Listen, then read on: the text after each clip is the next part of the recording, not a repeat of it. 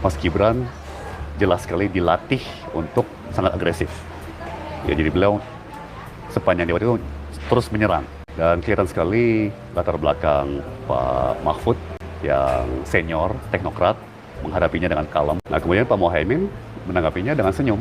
Dengan senyum, dengan santun, dan bagi saya yang paling penting dengan kejujuran, jujur. Ya, jadi begitu ditanya SGIE, SGIE ya, Pak Muhaimin dengan penuh kejujuran, ya. sangat simpel mengatakan, apa itu?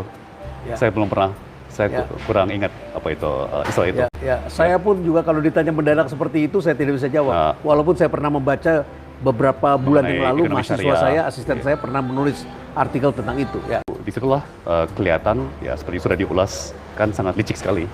Apa bilangnya SGIE, Ya. padahal itu singkatan sebuah istilah Inggris ya kan, yang Ya, harusnya SGIE. SGIE lah gitu Ya. ya kan. Beda sekali dengan Pak Jokowi di 2014 ya, dan 2019 di saat beliau seperti menjebak Pak Prabowo dengan istilah seperti TPID, ya, tim pengendali inflasi daerah ya.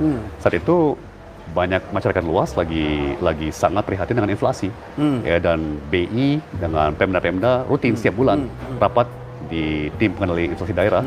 Ya, jadi itu sebenarnya istilah yang cukup banyak orang ketahui. Itu. Mengapa Anda katakan sangat licik? Jadi balik lagi, pakar-pakar, diplomat, ya kan, teknokrat seperti Ya, pengamat Prof, yang pengamat ada kita di sana semuanya nggak ada pun yang tahu. semuanya di Jadi TV saya lihat banyak sangat- bertanya, apa ya, itu?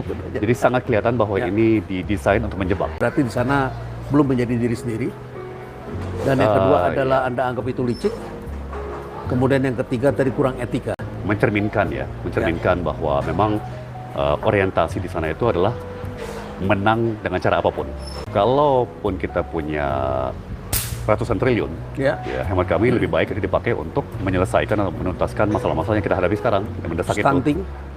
Ya, stunting tentunya, tapi yang dirasakan sekali oleh masyarakat saat ini adalah harga pangan. Sebagai perbandingan, Prof, Ya. hanya 3% dari dana ikan itu, atau setara 13,5 triliun, bisa memperbaiki 80.000 gedung sekolah di seluruh Kalimantan. Proporsi gedung sekolah yang dalam kategori rusak berat cukup tinggi. Kemudian katakan hanya 2% dari anggaran IKN atau kira-kira 10 triliun itu bisa menyediakan untuk air bersih 2 juta penduduk Kalimantan. Ya, Itu hanya menjadi lebih prioritas seharusnya. biar masyarakat yang menilai. Jadi biaya tidak sebesar itu, tapi sudah bisa menyediakan air bersih yang memadai untuk masyarakat. Ke seluruh Kalimantan, ya kan? 1% atau 4,5 triliun bisa menyediakan transportasi murah dan mudah untuk semua kota-kota di Kalimantan. Kota-kota di Sumatera juga punya kebutuhan. Kota-kota di Sulawesi juga punya kebutuhan. Kota-kota di Maluku, Papua, Nusa Tenggara juga punya kebutuhan. Maka dari itu, Pak Anies sudah menyampaikan, daripada bangun satu titik di Kalimantan Timur, kita membangun sekurang-kurangnya 14 kota besar di seluruh Indonesia. Kemarin Pak Muhaimin sudah mengembangkannya lebih lanjut, mengatakan 40 kota. Ada studi dari Bank Dunia, World Bank, dari 2015, menggunakan data tahun 2014, untuk 14 kota besar di Indonesia untuk memenuhi infrastruktur dasar, kebutuhan dasar infrastruktur. 14 kota itu waktu itu hanya butuh, tanda kutip hanya, 170 triliun. Kita keliling kemana-mana, ditanyakan di Medan, mana yang kira-kira lebih Anda inginkan, bangun IKN atau bangun Medan? Semua langsung teriak Medan.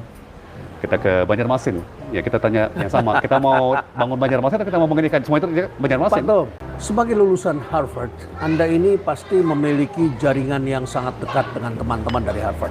Pasti Anda juga mendapatkan informasi mengenai dunia internasional terhadap kepemimpinan di Indonesia saat ini. Dan apa pandangan mereka tentang hasil polling yang tidak menguntungkan bagi tim Anda? Dan apa yang dilihat, dan apa harapan maksa-maksa terhadap perubahan ini, terhadap perubahan di Indonesia? Jadi teman-teman di seluruh dunia itu sudah kebal terhadap fenomena polling dan survei ini. Ya. Jadi misalnya di 2016 itu kebetulan pemilu di Amerika, sampai detik terakhir semua survei memprediksi bahwa yang menang pemilu adalah Hillary Clinton dengan kemungkinan 90%. Jadi waktu di hari H, tiba-tiba pemenangnya adalah Donald Trump, semuanya shock. Semuanya shock. Saya kira ini sama juga dengan di Indonesia. Di pada waktu itu DKI, sudah dinyatakan pemenangnya adalah Prabowo. 9 pollster itu menyatakan pemenangnya Pak Prabowo. Jadi Prabowo sudah menang di polling, makanya dia protes pada waktu hasilnya. Dan itu bukan hanya di Indonesia, tapi seluruh dunia. Ya, jadi sebenarnya sih polling dan survei tidak terlalu menjadi faktor ya dalam perhitungan teman-teman di kalangan internasional. Ya.